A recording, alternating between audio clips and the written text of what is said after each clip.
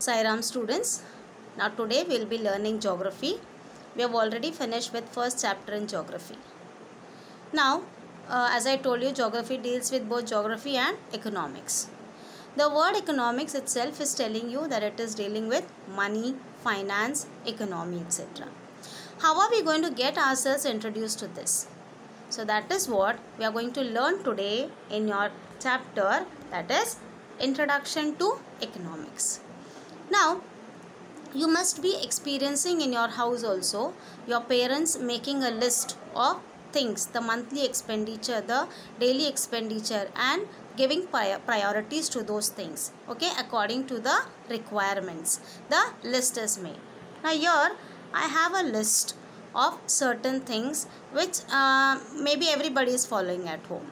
So accordingly we try to give priorities to those things, right? For example, you can see in the list there is daily food, then you have buying of uniform of 2 sets, where you just see whether you could do it with 1 set. Then you have the stationery, medical facilities or medical expenditure, then mobile bill, then vegetables, okay, and then you have the public transport, electricity bill, bank transactions. So these are the things which you have to see that are they really required, and accordingly you give importance to those things. Then you have the expenditure of that when you make a list, and you just think about what is your monthly income and see the expenditure whether it is exceeding your income. And if it is exceeding your income, then what do? We try to categorize the things which are of real importance, real necessity, and those which you could skip for a time being and could be taken care of next time. So accordingly we try to segregate the things. So that is what we do in our family expenditure every month daily, right? So for example, just think about if you have to, from your piggy bank you have to spend some money, okay, you want to save your money also, but you also have to contribute with your friends. So you think about of what to give first priority, and accordingly you try to do so. Yes, so what is an economic factor?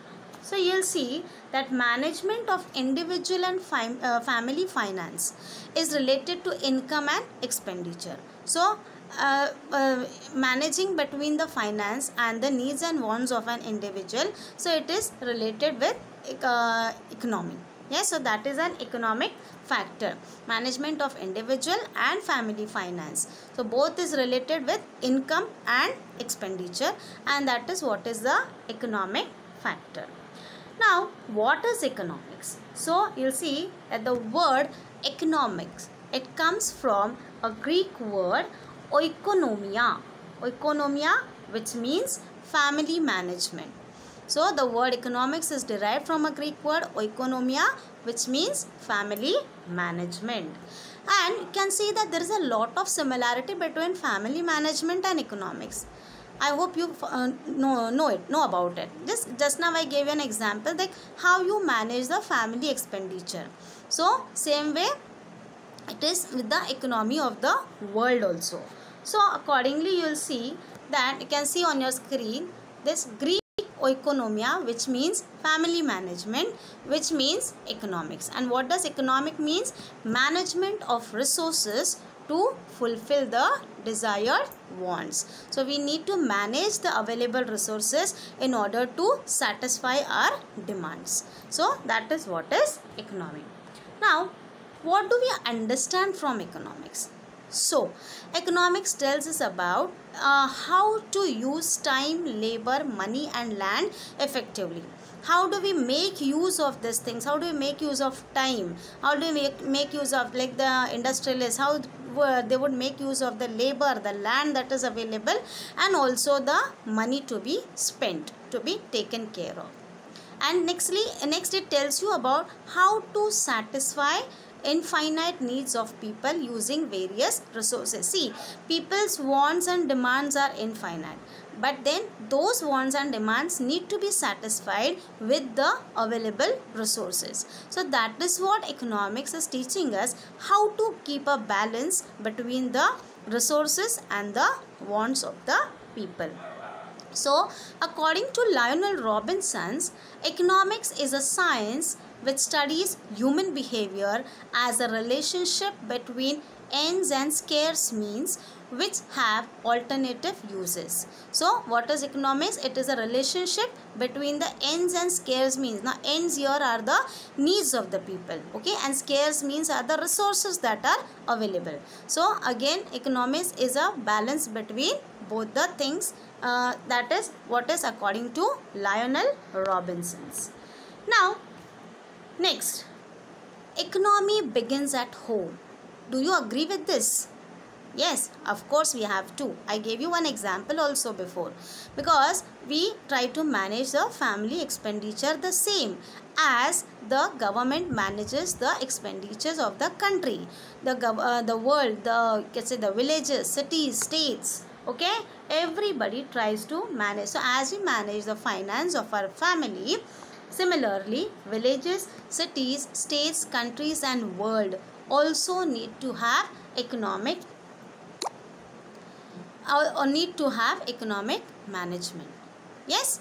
So then next you will find what is economy. Yes, we have learned now, seen the definition of economics. So what is economy?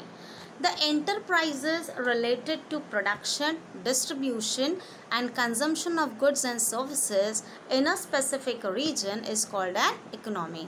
So we have various industries, various factories which produce certain goods according to the consumption of the people, wants of the people and the goods and services in various regions. So that is accordingly planned. That is called as an economy. Yes. So there are various types of economy, 3 different types of economy, which are those: the capitalist economy, socialist economy and the mixed economy. Now we are going to learn about in detail these 3 types of economy. Yes, so let's see the capitalist, socialist and the mixed economy. What is a capitalist economy? In a capitalist economy, ownership and means of production is in the hands of private individuals. Suppose if you are a owner of a particular factory, industry, then that is your own company, your own industry, and so you are free to take the decisions according to your requirements. Yes. Next we have the socialist economy. That means the means of productions belong to the society as a whole, that is government's control. So whatever things have been produced, that is related to the people, for the public welfare. There is no personal interest in that. So that is called as a socialist economy, wherein you will find the means of production belong to the society. Then next you have the mixed economy. It is nothing but the coexistence of both the private as well as the public sector. So in a mixed economy, we have the involvement of both the private as well as the public sector. Now,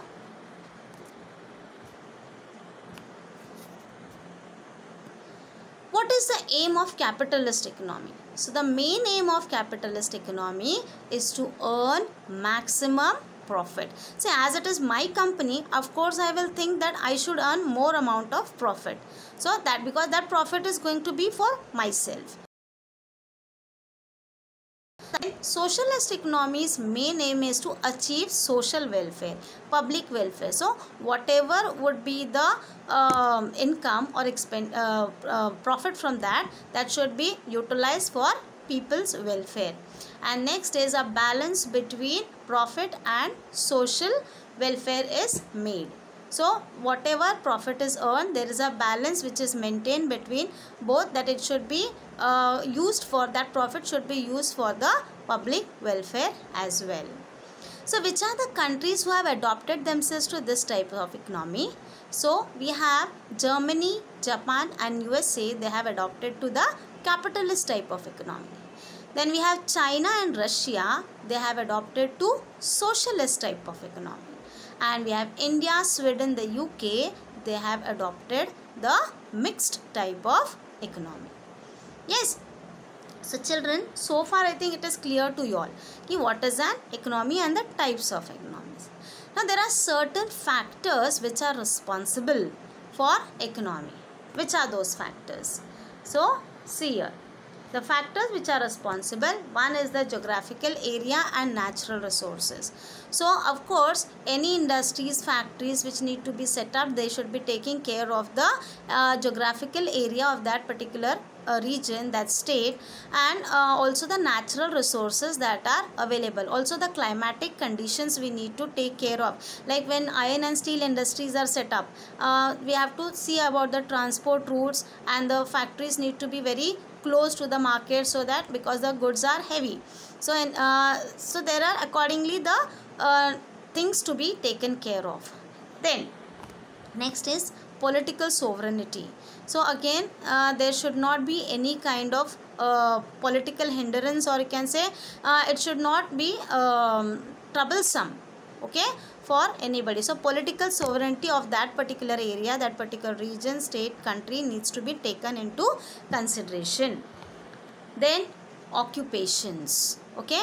So what other types of occupations are there, and what is new project is going to be started, whether it is going to provide any kind of employment to the people, accordingly it should also be, and what is the main occupation of that particular area, region, accordingly all things need to be considered.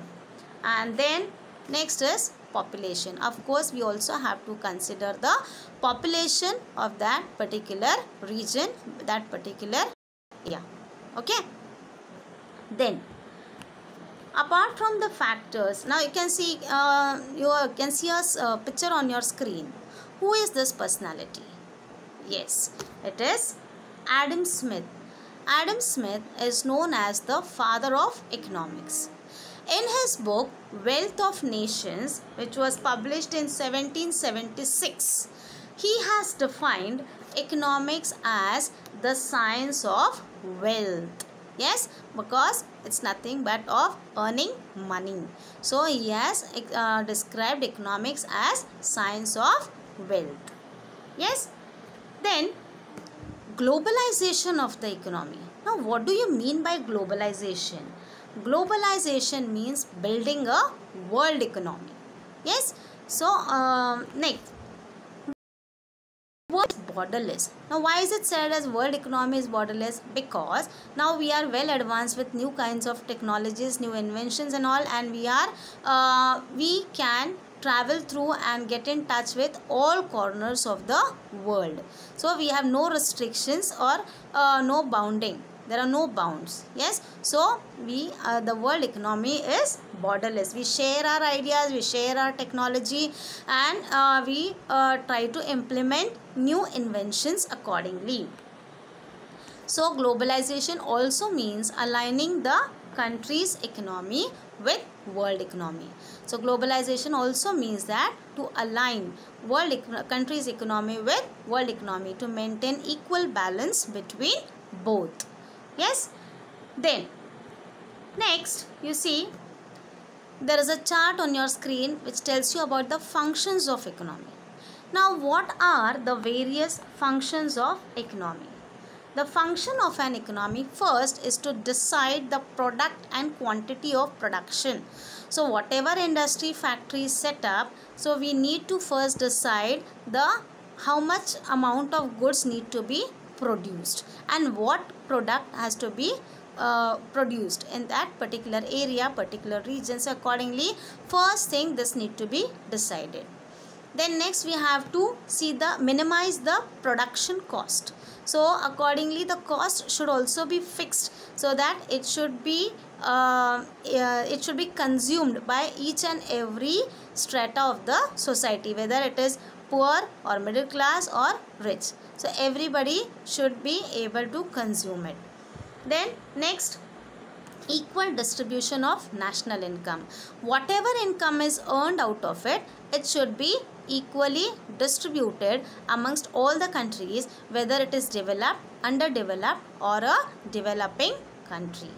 And also making appropriate provisions for future economic needs. So we also need to take care about the future requirements. So accordingly, those appropriate provisions should be taken care of. Like for example, just take a recent example, as it's a lockdown everywhere. You can see that no factories, no companies are working, but still everybody is getting their daily requirements, their daily necessities. Okay, there is no lack of vegetables or fruits or the daily resources, right? So that is what is the future planning has to be done. And then you have deciding for whom the goods will be produced. So whatever product or whatever goods are decided to be produced, we need to decide the category of the people, like whom these products would be useful, for whom we are producing certain products. Yes, so children, so far we have learnt about the various types of economics, right?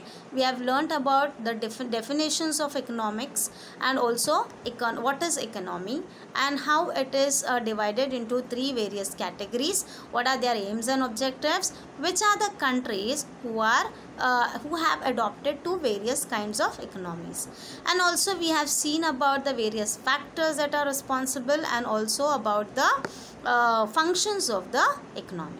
Let's do so here we have ended with our first lesson in economics. Okay, so let's do a small activity. On a global level, there are dash types of economics. How many types of economies are there? Yes, there are 3 types of economics. In a socialist economy, what is the main aim and objectives of the socialist economy? Yes, it is the social welfare. Then next we have dash is known as the father of economics. Who is known as the father of economics? Yes, Adam Smith. And then world has become a borderless economy. Why? Because of due to globalization. So children, here we have finished with our topic. Thank you.